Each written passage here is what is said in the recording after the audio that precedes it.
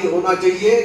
ये हमारे समाज का भी मांग है और हमारे मृतक परिवार के, मैं और डोंगरगढ़ के और हमारे समाज के उड़ार बांध के मुखिया मदन नेताम के साथ हम लोग डोंगरगढ़ गए, मृतक परिवार से मिले। Tikrapara ward number 53। आज तो मोर बेटा के साथ ऐसे हुई, कल परसों किसी बेटा के साथ ऐसे हुई। इंसाफ चाहिए बोला। डोंगरगढ़ निवासी आदिवासी गौड़ समाज के युवक विजय नेताम ने 4 तारीख को दरमियानी रात को लगभग 5 तारीख आ गया था, 3-4 बजे अपने घर में आत्महत्या किया।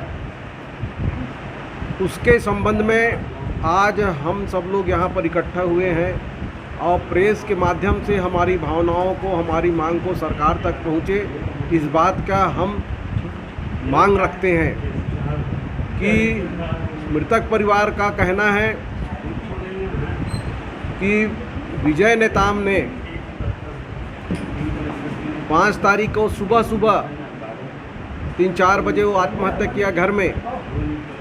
तो हमने जाकर के उनके घर में पूछताछ किए।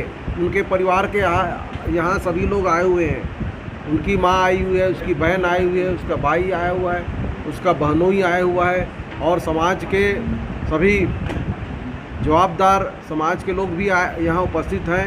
मदन कुरश्याम जी, मैयाराम जी, मंडलोई जी यहाँ उपस्थित हैं।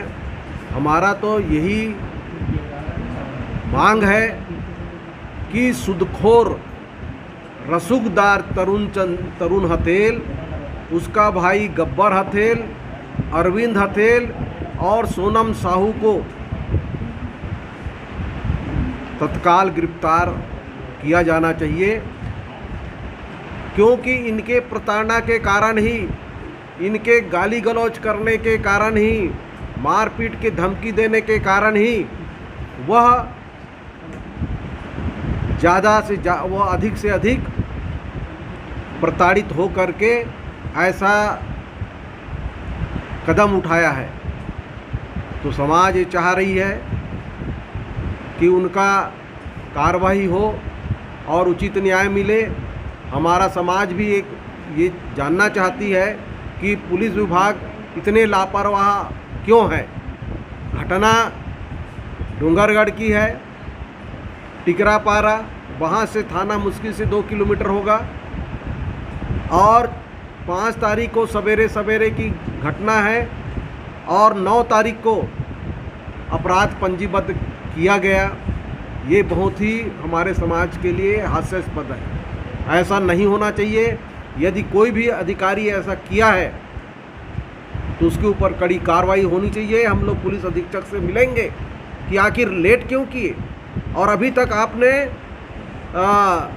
उन 4 को गिरफ्तार क्यों नहीं किया गया है।